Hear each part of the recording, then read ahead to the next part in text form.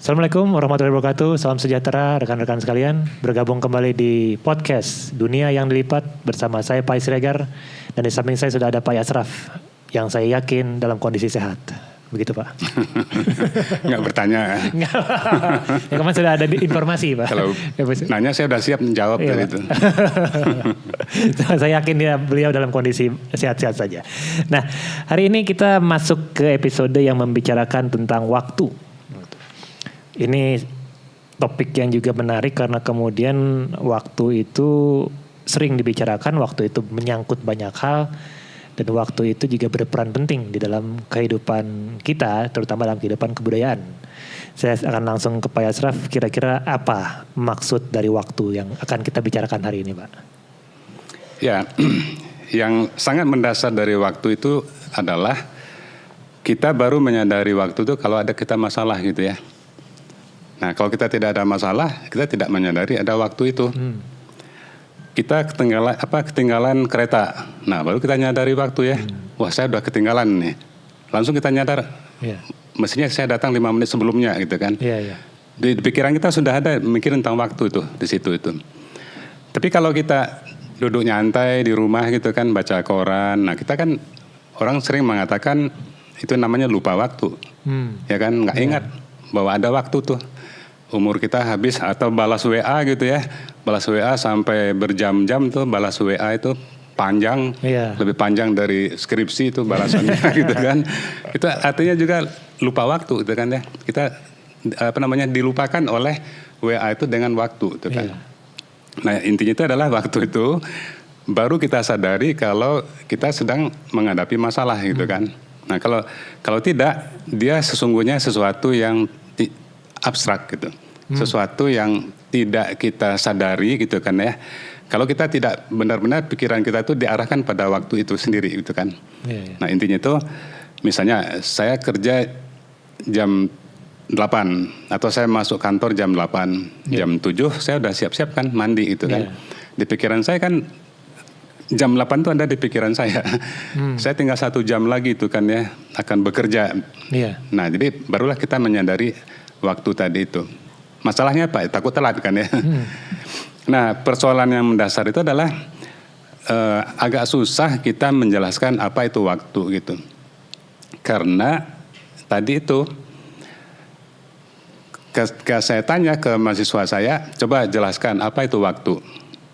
Selalu nunjuknya ke jam tangan kayak saya punya ini gitu kan ya. Nah, persoalannya apakah benar yang disebut waktu itu jam tangan ini? Ternyata itu adalah salah satu versi saja dari waktu gitu. Maksudnya mengapa salah satu versi saja gitu. Ya, kalau kita melihat gambar di depan ini misalnya ini anggaplah itu jam tangan itu jam lah. Walaupun jarumnya kebalik itu ya. Iya, dia backward mundur ya Pak. Oh, dihitung mundur ini kan ya. Jam tangan kebalik lah itu kan ya. Nah, apakah yang disebut waktu itu adalah pembagian jam tangan yang 12 itu? Jadi waktu itu adalah 1 jam, ditambah dikumpulkan jadi 12 jam. Apakah itu 12 jam itu yang disebut waktu? Enggak juga kan ya. Itu hanya versi jam tangan itu. Mengapa hanya versi jam tangan? Masyarakat primitif kan nggak punya jam tangan. Tapi mereka juga punya waktu juga itu kan ya. Nah, dengan cara mereka sendiri. Mereka biasanya kan pakai itu tuh taruh tiang, kemudian ada matahari. Nah, matahari ini bayangannya itu arahnya kemana? Itu mereka mengukur waktu dari situ. Tidak persis seperti ini ya. Masyarakat primitif tidak punya 5 menit, 10 menit nggak punya mereka. Mereka hanya punya bayangan udah ke sana itu kan. Tidak jauh lebih tidak presisi dibandingkan yang ini jam tangan yang waktu modern disebutnya ini kan ya, yang jam tangan ini. Nah, jadi seperti tadi itu kita baru memahami atau merasakan lah begitu ya, merasakan apa itu waktu itu kalau kita melihat jam tangan. Kalau kita melihat kulit kita, udah makin keriput. Melihat orang lari itu kan ya. Orang lari tadinya di sana, sekarang kok di sini. Nah, artinya kita udah ngitung nih. Tadi di sana, sekarang di sini. Berarti kan berapa waktu tuh dari sana ke sini. Nah, disitulah kita menyadari waktu. Jadi waktu itu bisa kita sadari ya, kalau kita melihat fenomena gitu. Oke. Fenomena orang lari, fenomena jam tangan, dan sebagainya. Oke. Nah, berarti kemudian waktu itu jadi alat ukur gitu Pak ya, untuk sesuatu gitu kan? Atau kalau misalnya dalam kerangka waktu, apa nama alat ukurnya Pak? Misalnya kalau panjang, misalnya panjang meter gitu. Kalau waktu itu diukur melalui apa sebenarnya Pak? Ya, ini kita kembali pada ini ya, pemahaman tentang waktu itu ternyata ya. Ini ternyata ini. Ternyata pemahaman tentang waktu itu ada yang disebutnya itu sebagai waktu yang sesungguhnya. Waktu yang sesungguhnya itu disebut juga dengan waktu alamiah, waktu yang natural, waktu yang nggak ada intervensi dari manusia itu kan ya. Iya. Nah itulah waktu yang sesungguhnya. Waktu yang sesungguhnya itu dia berjalannya itu linear ya, linear. Nggak kerasa tuh saya udah 67 tahun. Oh nggak kelihatan Pak. Nggak kelihatan ya, oke. Iya.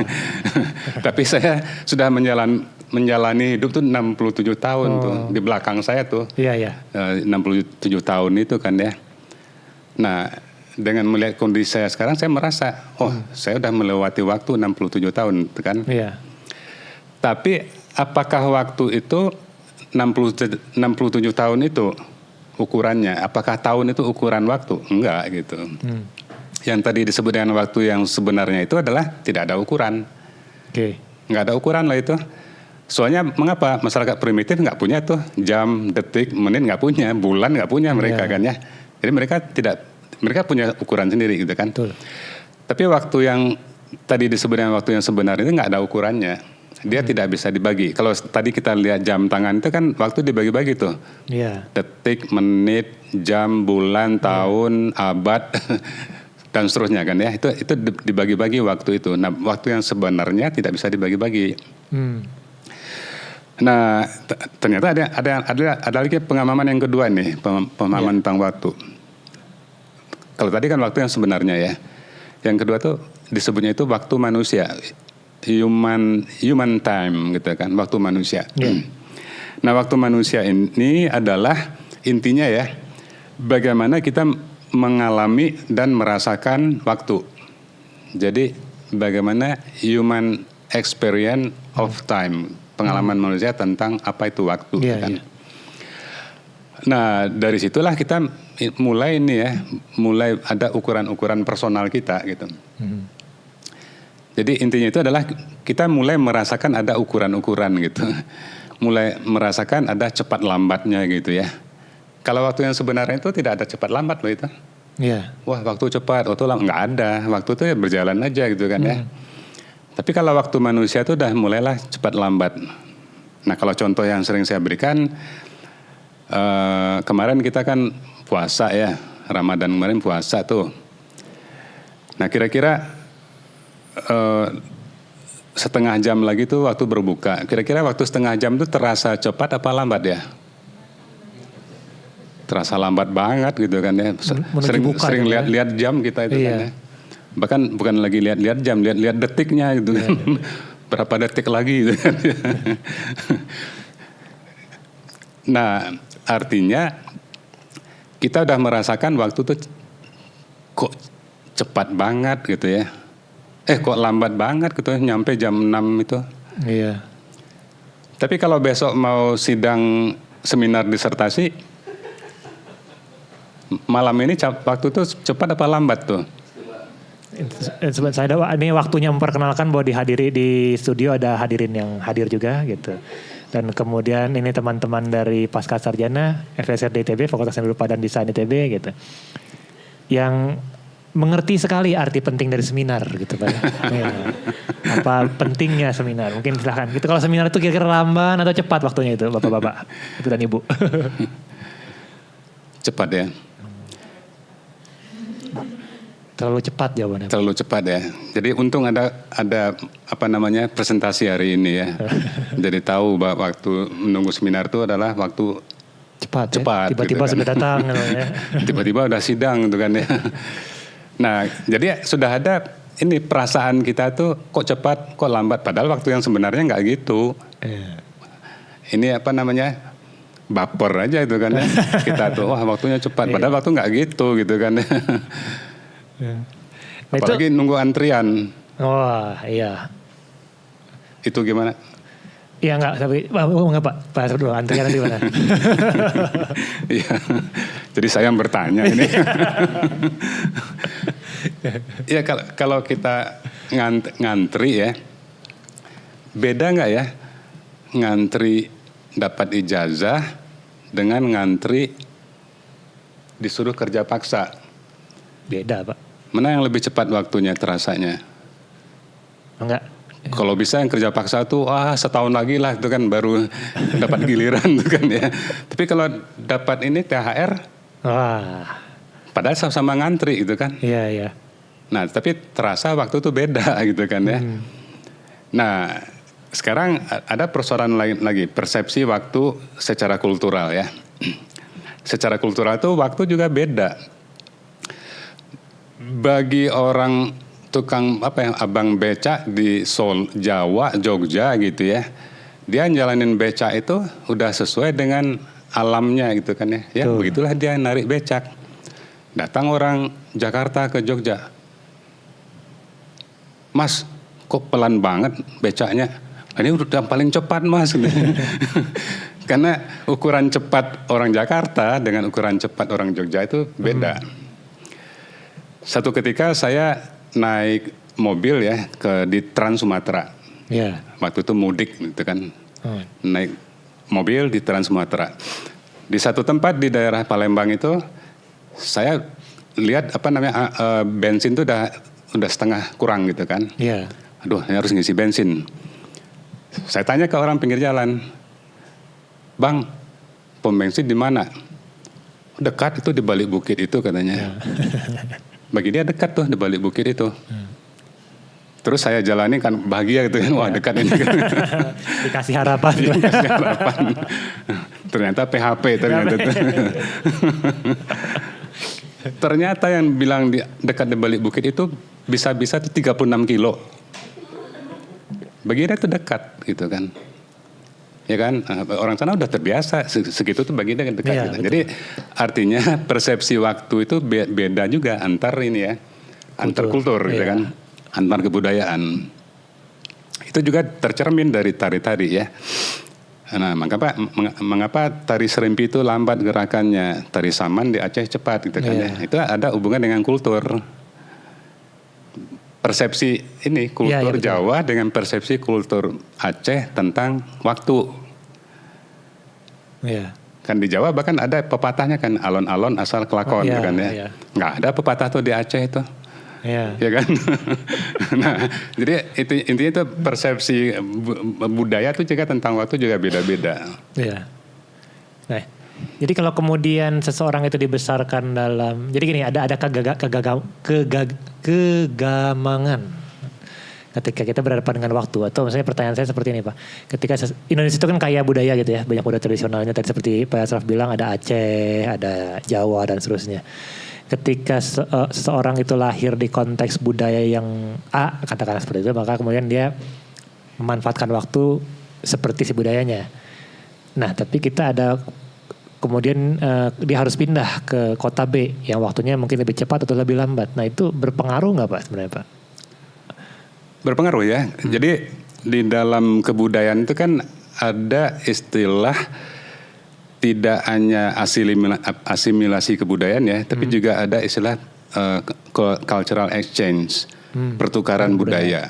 Jadi di satu pihak budaya di mana kita itu terpaksa tinggal, itu kita pakai ya.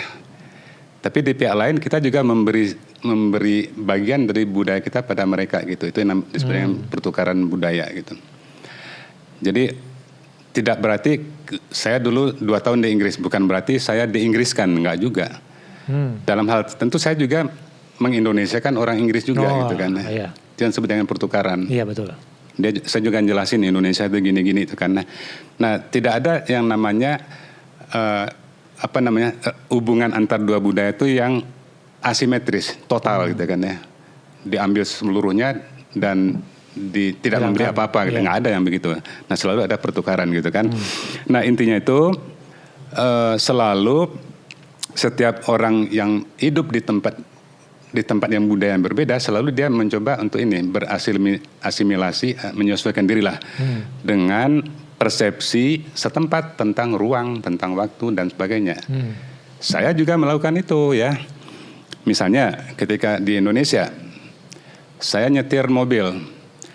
Bagi saya lampu merah itu ya artinya itu samar-samar gitu ya. Bagi saya, persepsi saya dan persepsi umum juga begitu. Antara berhenti dan tidak. Antara berhenti dan tidak. Lampu yang merah itu yang antara berhenti dan tidak. Iya betul Pak. Ya.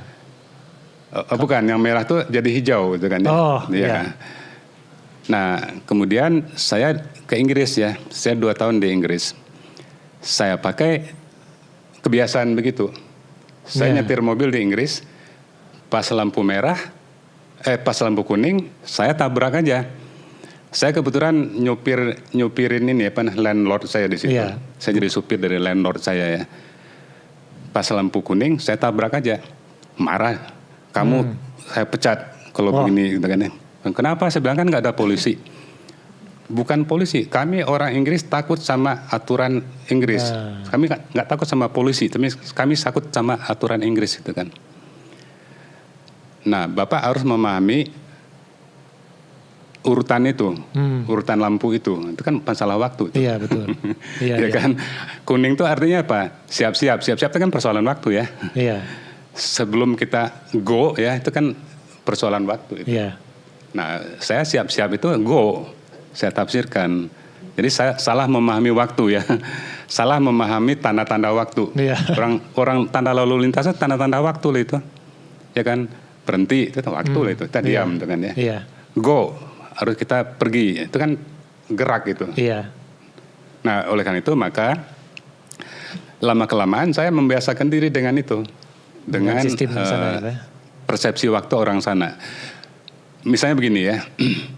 Di Indonesia udah kebiasaan kita ya, ketika absensi itu kan pada ini, pokoknya harus absen itu kan ya. Dan kalau bisa nitip ke teman itu kan absensinya gitu kan. Yang penting kan absen gitu kan. Oke. Itu adalah persoalan persepsi waktu tuh menurut saya. Kenapa? Mau kita telat, mau kita tidak, mau kita di mana gitu ya, pokoknya ada di absen itu persepsi waktu. Waktu saya di Inggris, saya mencoba membiasakan. Di Inggris itu, di sekolah tempat saya itu tidak ada absen. Tidak ada absen sama sekali. Tapi tidak satu pun yang telat.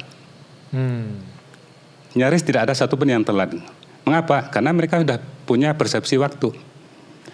Saya kuliah jam 7 dan saya harus dari rumah jam 6 sekitar itu. Nah itu persepsi waktu itu. Di kita kan nggak begitu kan? Iya. Nah oleh karena itu saya mencoba membiasakan diri dengan itu persepsi waktu orang Inggris itu gitu kan. Jadi intinya itu adalah kita bisa loh ini merubah persepsi kita tentang waktu, menyesuaikan diri lah tanpa kehilangan juga persepsi waktu kita yang kita miliki ya. Misalnya saya udah terbiasa kan ya setiap masuk waktu sholat ya saya kan di pikiran saya kan sudah ada itu. Saya harus sholat kan ya. Nah orang Inggris nggak ada itu. Nah tapi saya kan harus memberikan pada orang Inggris itu pemikiran waktu saya pada mereka kan ya. Saya tuh begini loh. Nah artinya itu yang tadi disebut dengan cultural exchange tadi itu. Khususnya tentang waktu ya. Iya betul. Nah kalau kemudian begini Pak, kalau kemudian berarti dalam konsep yang Bapak sampaikan tadi durasi itu bersifat fleksibel gitu ya. Bukan fleksibel, mungkin durasi itu banyak cara mengukur durasi itu ya. Kalau kita nunggu sesuatu kayak lama sekali kan, tapi kita melakukan sesuatu yang menyenangkan atau waktu berjalan cepat gitu kan. Nah itu emosional juga atau apa juga Pak ketika kita durasi itu bisa pendek bisa panjang gitu. Ya pertama kan durasi itu sendiri kan sebetulnya kan ada 2 pengertian yang berbeda ya. Ya kan. Kalau pengertian durasi yang umum itu kan panjang waktu. Jadi film itu panjang waktunya berapa? 2 jam. Artinya film berdurasi 2 jam kan? Iklan panjangnya berapa? 5 menit. Berarti kan iklan durasinya 5 menit gitu kan. Itu kan pengertian durasi yang umum. Iya. Tapi ada pengertian durasi yang lain, itu kesatuan antara kita nonton film nih ya. Nonton film. Kesatuan antara apa yang telah kita lihat dengan yang sedang kita lihat dan apa yang kita lihat. Itulah nonton. Jadi nonton film itu persoalan waktu. Kalau kita tidak ada skema waktu di pikiran kita nggak bisa nonton. Maksud saya begini, ketika lihat satu scene, Itu mungkin gambar depan ini Pak. Nah, misalnya di sini ya, di gambar yang depan ini, ketika kita melihat shot apa ya, shot kali ya? Iya, shot betul. Scene sebenarnya Pak. Atau scene si Donald Duck itu ketimpa Tembok. Iya. Di pikiran kita kan sudah nempel tuh, sebelumnya tembok tuh nggak di situ gitu. Betul. Sebelum itu tembok tuh berdiri tuh kan ya. Nah di pikiran kita kan ada di pikiran kita. Waktu kita nonton dia ditimpa tembok itu gitu kan. Terus kemudian di pikiran kita juga sudah ada apa yang akan terjadi setelah ditimpa itu, walaupun belum ada scene-nya. Ya kan? Nah nonton film kan intinya itu, kita menempelkan, menyimpan di memori kita apa yang telah kita lihat, mempersepsikan apa yang tengah kita lihat, tapi juga memproyeksikan, bukan memprediksi sih, memproyeksikan apa yang akan kita lihat gitu kan. Nonton film kan gitu, ya kan? Kita memperkirakan apa yang sedang terjadi gitu kan. Kalau saya sering kan memberikan contohnya kan gini ya, seorang anak disuruh ibunya sekolah gitu kan ya, bangun pagi, dibangunin gitu kan ya, di film itu. Kemudian ketika anak itu suruh makan kan kita masih ingat tadi kan dia dibangunkan, ya kan? Nah kemudian anak itu makan, kemudian datang mobil jemputan. Nah ketika scene datang mobil jemputan, di pikiran kita kan kita memperkirakan akan dibawa kemana nih anak ini. Kira-kira akan dibawa kemana? Pada umumnya mengatakan ke sekolah, padahal dibawanya ke kafe. Waduh. Karena itu adalah ibunya juga sama bangornya dengan anaknya gitu kan. Karena filmnya film apa namanya postmodern. Film yang tidak linear ini ya. Yang narasi itu bisa apa namanya, kita apa yang kita perkirakan nggak sesuai dengan itu. Iya. Tapi kalau yang tadi dijawab Zami itu kan memang itu pola umum tentang narasi. Ya kan? Sekolah itu ya. Kita memperkirakan sesuatu yang sesuai dengan tipikal gitu kan. Nah, film yang nakal kan tidak begitu dia. Iya, dirubah dia Pak. Dirubah ya. Oke. Sebelum saya lanjutkan, tadi kita obrolkan sebelum acara dimulai, konsep tentang waktu bisa teman-teman baca di bukunya Pak Ashraf, Dunia yang Berlari. Gitu. Yang ini judulnya menarik juga ini Pak. Nanti saya mau minta penjelasannya apa maksudnya dunia yang berlari ini Pak. Tapi kemudian buku ini diterbitkan oleh Aurora atau Cantrik Pustaka, penerbit Cantrik. Bisa Anda cari di Instagram, Twitter atau X dan Facebooknya @cantrikpustaka.com atau langsung ke website mereka di www.cantrikpustaka.com. Dan kemudian satu buku yang lebih umum, bukan lebih umum ya, lebih utama untuk dibaca adalah Dunia yang Lipat. Jadi apa Pak? Dunia yang berlari itu Pak? Apa dunia lari gitu Pak? Atau gimana? Dunia lari salah satunya gitu. Dunia lari. Ini kan pertanyaan yang sering ditanyakan kepada saya. Iya. Memang dunia itu bulat. Betul. Ya kan? Nah jawaban saya kan sudah saya sampaikan sebelumnya ya. Iya. Bahwa yang disebut dunia itu, bumi itu salah satu dunia. Okay. Salah satu pengertian dunia itu adalah bumi, bulat memang ya. Tapi kan sudah kita diskusikan juga, kan ada, kita sering menggunakan istilah, bukan sering, memang resmi itu ya. Ada dunia anak, ada dunia seniman, ada dunia politik, ada dunia ekonomi, banyak sekali dunia ya. Ada dunia industri, ada dunia mahasiswa pasca sarjana Pak. Mahasiswa, ada dunia kuliah, ada dunia mahasiswa, ada dunia banyak sekali dunia. Iya betul Pak. Jangan campurkan dunia anak-anak dengan dunia dosen. Jangan Pak. Jangan. Nah intinya ya kalau berlari ya berlari ya. Yang tadi disebut ya, Iya. berlari itu artinya apa? Berjalan dengan cepat ya. Berjalan dengan cepat kan ya. Iya. Berlari yang lebih cepat lagi ada lagi istilahnya. Nanti mungkin kita diskusikan satu saat nanti ya.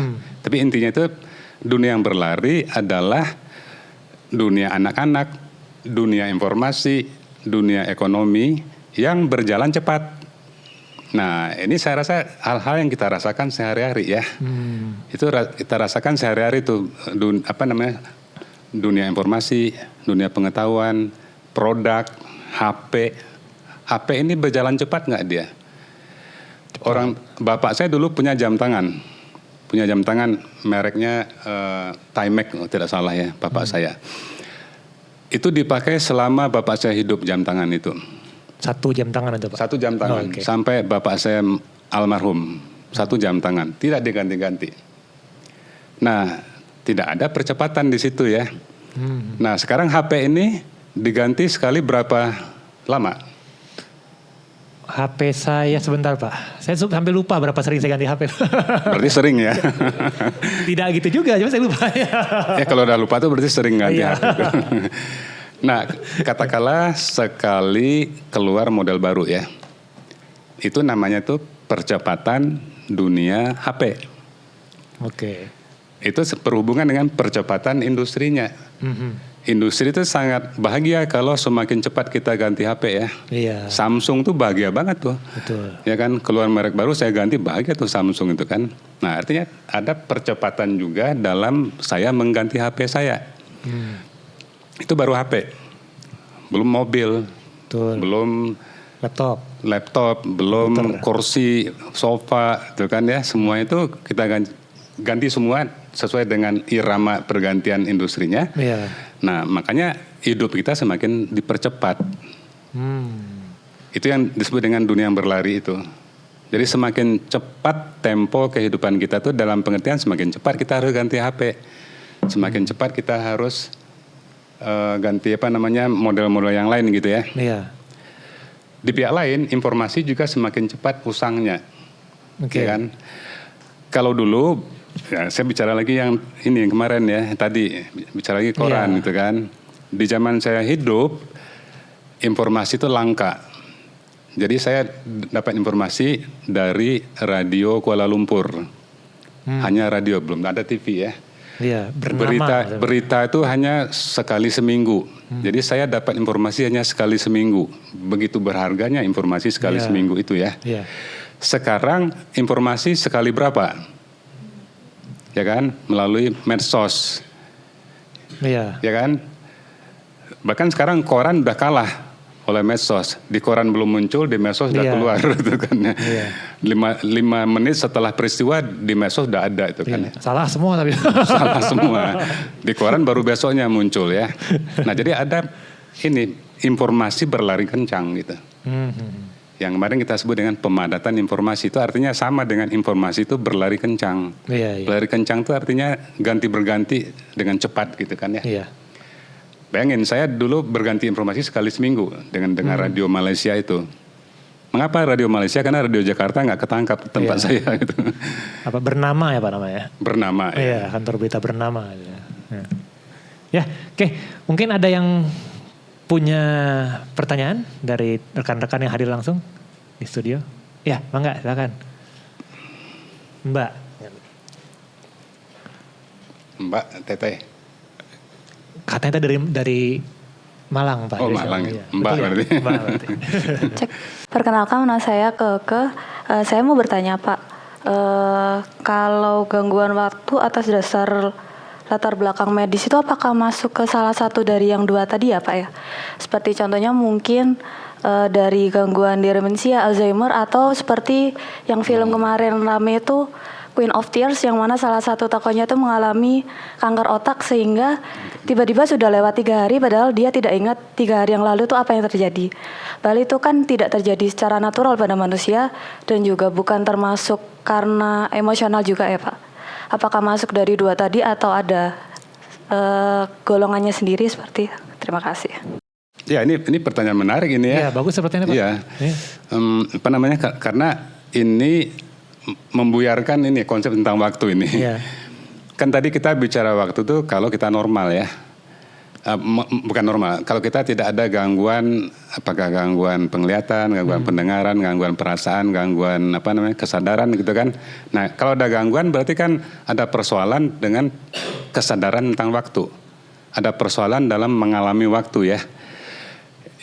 Kita kan harus punya ingatan baru kita bisa mengalami durasi. Iya. Durasi yang pengertian yang kedua tadi. Betul. Kita harus punya ingatan baru kita bisa nonton film. Bayangin kalau kita Alzheimer nonton film ya. Di satu scene sebelumnya udah lupa. Nah apakah bisa kita memahami film? Kalau kita Alzheimer-nya parah gitu kan? Iya. Nggak bisa kan? Jadi kita tidak bisa merasakan waktu kalau ada gangguan. Apakah Alzheimer Ya, atau gangguan pada otak tentang persepsi lingkungan begitu kan ya. Nah banyak sekali gangguan dan salah satu gangguan yang sering saya berikan contoh itu adalah gangguan skizofrenik. Iya. Skizofrenia itu gangguan, ada filmnya kan ya, The Beautiful Mind. The Beautiful Mind itu contoh dari orang memiliki penyandang gangguan skizofrenik. Tapi model itu adalah berhalusinasi, ya kan? Dia seakan-akan ngobrol dengan seseorang, pada orang tuh menurut kita ini nggak ada gitu kan ya. Tapi jangan-jangan menurut dia kita yang skizofrenik gitu kan? Iya, jangan-jangan begitu Pak. Iya, jangan-jangan orang tuh ada, menurut kita aja yang nggak ada. Gitu Membuat kan, saya bertanya, saya ada nggak? Jangan-jangan nggak ada. Iya. Nah, tetapi kan ada satu problem lain dari skizofrenik ya, tidak hanya persoalan halusinasi ya. Skizofrenik itu salah satu cirinya yang lain itu adalah dia tidak punya persepsi waktu yang linear. Waktunya itu tidak linear. Jadi dia menyadari waktu tidak linear gitu kan. Itu salah satu cirinya. Maksudnya itu dia bisa mengalami masa lampau, masa kini, masa depan tuh menjadi sesuatu yang kacau gitu. Dia ingin mengatakan masa depan, tapi yang dia sebut masa lalu. Dan ditunjukkan dengan kegagalan dalam memahami waktu dalam bahasa. Waktu dalam bahasa kan lebih eksplisit di dalam bahasa Inggris kan ya. Iya. Ada past tense, ada present tense, ada the future tense gitu kan. Nah dia gagal orang skizofrenik itu. Contohnya skizofrenik lagi nih ya. Iya Pak. Iya. Nah, saya kebetulan punya seorang teman yang penyandang skizofrenik. Saya tanya, dulu bukan saya tanya, dia cerita, dulu saya kuliah di Jerman. Memang dia kuliah di Jerman sih. Jadi dapat skizofreniknya di Jerman waktu S2. Iya. Saya dulu Maaf bentar, ya, nggak silakan Pak. Agak kontradiktif maksudnya. Ke Jerman dapat skizofrenik gitu ya. Iya. Kita tidak menuduh Jerman ya. Enggak ya itu. Jangan-jangan kuliah lagi di Perancis sembuh kali ya. Ya, mungkin seperti itu. Enggak, ini kita tidak ada tidak rasis ini. Tidak, betul. Enggak, ya. Nah, maksudnya itu kan ini ya.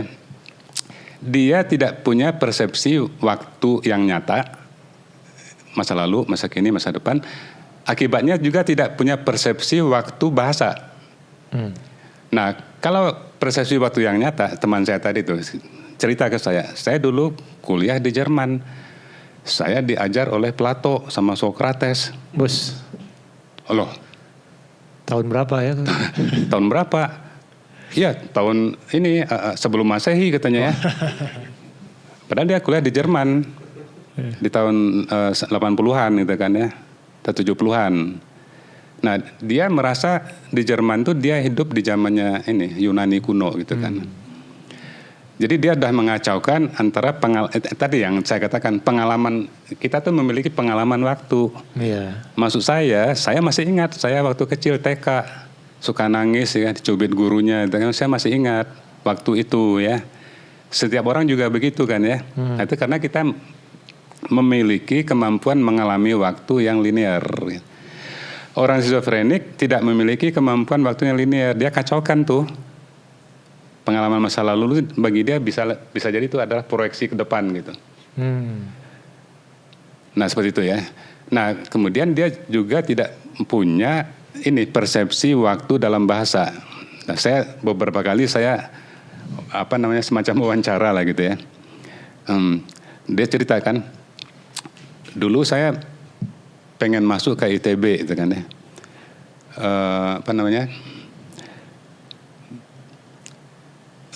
Tapi saya tidak diterima di ITB karena rambut saya gitu. Rambut saya gitu ya. Iya. Nah, mengapa rambutnya? Ya, saya dulu ini waktu di Jerman cukur rambut katanya ya. Padahal di Jerman itu kan dia setelah dia daftar di ITB gitu kan. Iya. Nah, jadi dia mengacaukan antara daftar di ITB dan dia kuliah di Jerman. Jadi kayak kita bermimpi itu. Kalau mimpi kita kan mengacaukan waktu. Ya kan? Kalau kita mengalami mimpi itu persepsi waktu kita tuh kacau. Saya naik sepeda. Tiba-tiba sepedanya take off ya. Take off sepedanya. Saya berubah jadi seakan-akan di dalam pesawat. Nah, kemudian terakhir kudanya landing. Jadi saya mengacaukan antara naik kuda, naik sepeda, naik pesawat yang waktunya berbeda ya. Saya satukan. Begitulah persepsi orang skizofrenik tentang waktu gitu. Jadi lebih parah dibandingkan yang Alzheimer. Atau mungkin sama parahnya barangkali ya. Mungkin nggak tahu coba, mungkin. Nggak tahu ya. Tapi kalau Alzheimer ini kan ada ininya, anekdotnya ya. Apa itu Pak? Anekdotnya itu anekdot filsuf ini ya. Iya. Seorang Alzheimer, tapi ini mohon maaf ini ya. Iya, apa? Karena ini anekdot. Iya. Datang ke dokter. Dokter periksa. Dokternya ngasih kabar. Saya ada 2 kabar untuk kamu. 1 kabar baik, 1 kabar buruk. Mana yang mau duluan? Kabar baik dulu dok. Kabar buruk dulu dok, gitu kan ya. Kamu menderita kanker. Ya kan? Iya. Itu kabar buruknya. Kabar buruknya. Kalau kabar baiknya apa dok? Kamu juga menderita Alzheimer. Pasti besok kamu udah lupa bahwa kamu menderita kanker gitu kan. Nah itu persoalan waktu kan ya. Iya. Itu persoalan waktu itu. Betul. Cuman tidak normal gitu kan. Ya, apakah ada lagi? Terima kasih Pak Yasraf. Pak Pait tentang apa tadi waktu. Nah yang mau saya tanyakan ini lebih ke tentang tadi sempat ngomongin tentang teknologi, cepatnya teknologi itu di media sosial itu ada fenomena tentang urgency culture yang populer karena masyarakat sekarang terutama yang berinteraksi di media sosial itu mereka mengalami stres yang lebih tinggi, anxiety karena mereka harus keep up dengan informasi secara cepat. Maksudnya masyarakat instan gitu ya, bisa dibilang. Bagaimana menurut Bapak pendapat tentang itu? Apakah nanti waktu itu di sana itu sistemnya waktu itu seperti apa dan apakah nanti kemudian itu akan kembali lagi apa mungkin tidak seperti itu lagi atau bagaimana culture akan berubah? Apakah itu akan tetap seperti itu, Pak? Dan bagaimana itu akan menjadi sesuatu yang berdampak ke masyarakat ke depannya? Itu aja sih. Ya, intinya itu kan ini ya, informasi itu mestilah dia beriringan dengan waktu ya. Semakin jarang waktu, semakin berjarak ya satu informasi dengan informasi yang lain. Yang tadi saya katakan saya dapatnya sekali seminggu tuh dengan radio Malaysia tuh berita ya. Nah waktu seminggu tuh adalah waktu yang leluasa bagi saya untuk menafsirkan, untuk memaknai, untuk menghayati, untuk memperdalam lagi apa yang saya dengar satu kali itu kan ya.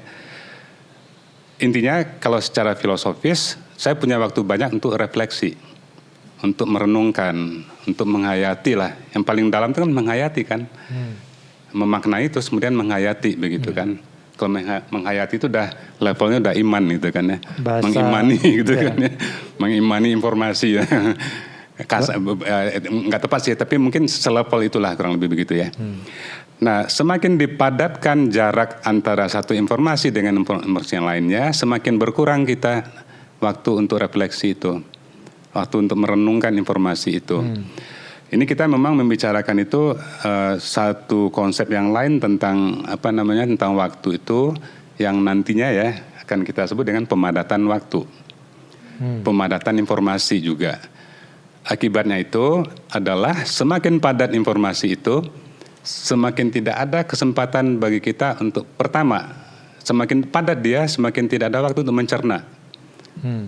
Apalagi untuk merenungkan, apalagi untuk menghayati, apalagi untuk memaknai ya. Bayangin ya gitu ya. Di antara yang hadir di sini, ada nggak yang bisa memaknai WA yang masuk setiap hari yang sampai 1000 itu?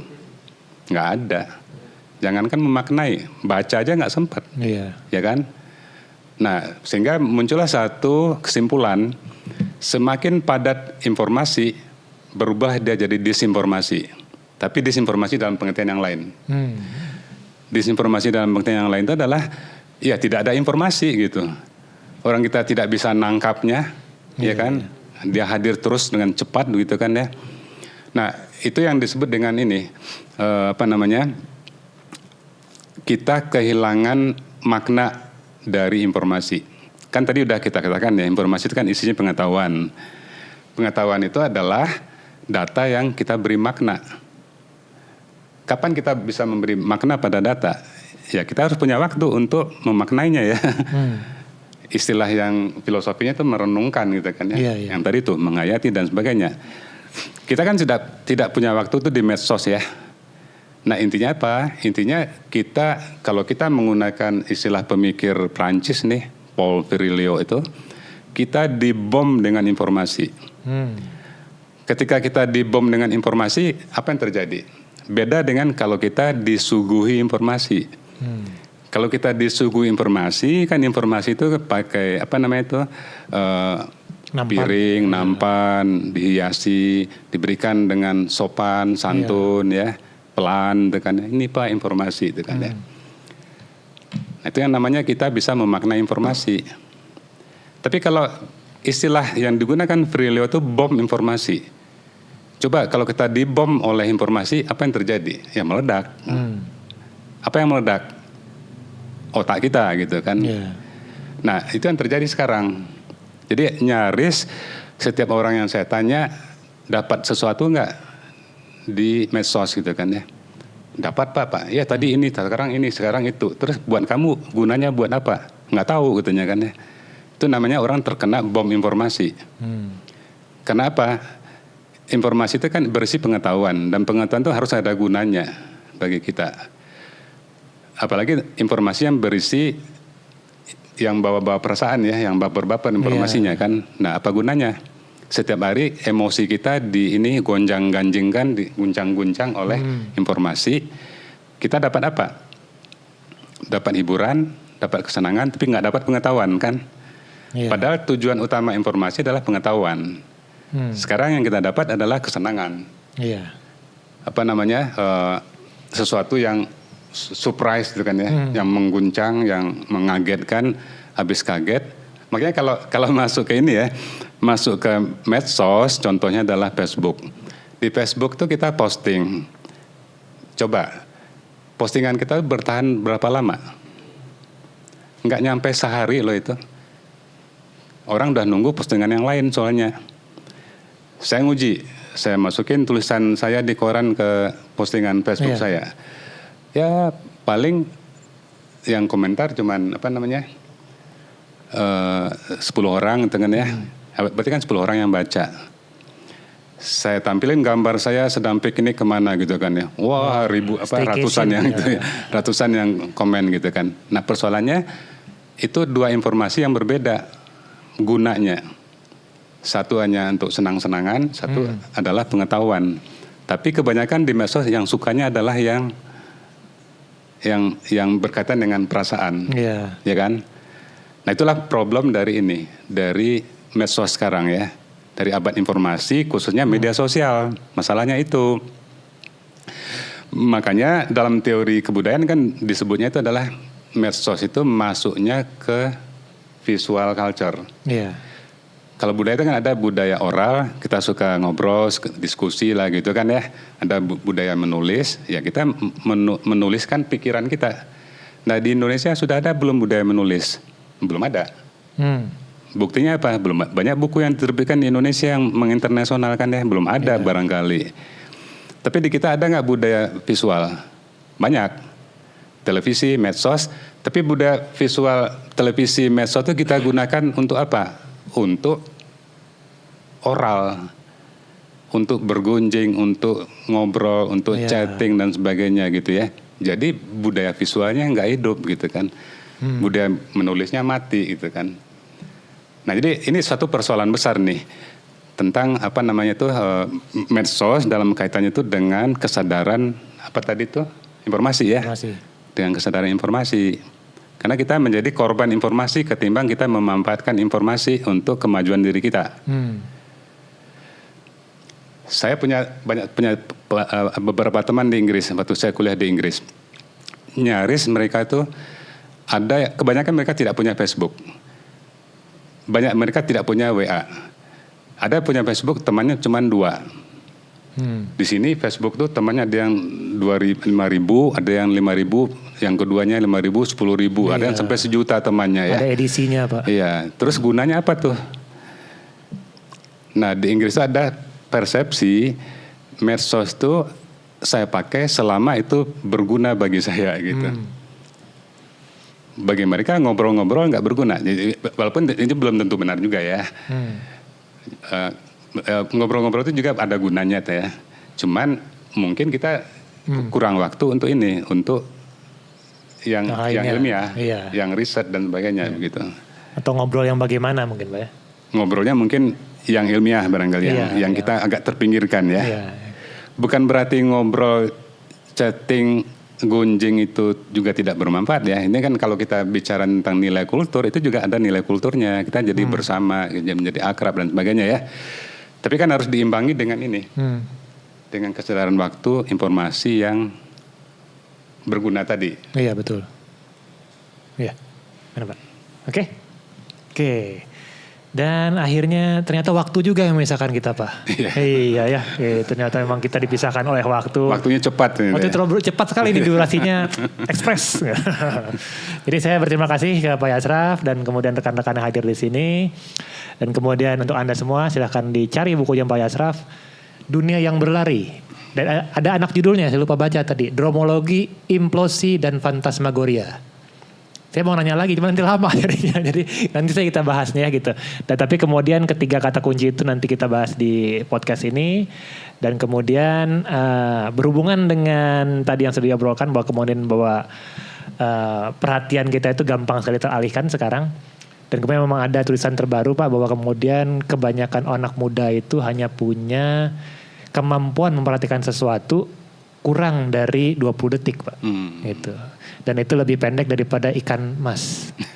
Ya, gitu. Jadi itu agak fakta yang harus dipaspadai dan kemudian fakta yang agak mengerikan gitu, karena kalau semakin banyak ya kita dibom oleh informasi, semakin pendek juga perhatian kita.